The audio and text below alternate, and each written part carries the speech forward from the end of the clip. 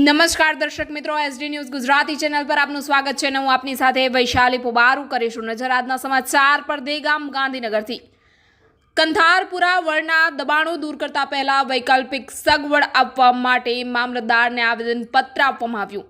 દહેગામ તાલુકાના કંથારપુર ગામે આવતા તમામ ભક્તો દ્વારા કંથારપુર વળ મહાકાલી મંદિરે જે અગવડ પડી રહી છે તે તંત્ર દ્વારા બેદરકારી રાખવામાં આવી છે. કંથારપુરા ગામ તથા ભક્તોનું કહેવું છે કે કંઈ પણ કામ કરો તો ટ્રસ્ટ જણાવીને કરો, એનો યોગ્ય રસ્તો નીકળી શકશે.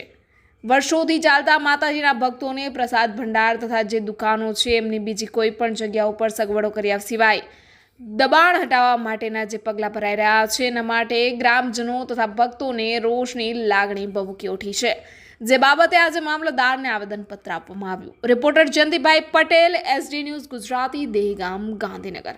વધુ સમાચારો જોવા માટે લાઇક કરો, શેર કરો, સબસ્ક્રાઇબ કરો એસડી ન્યૂઝ ગુજરાતી ચેનલને.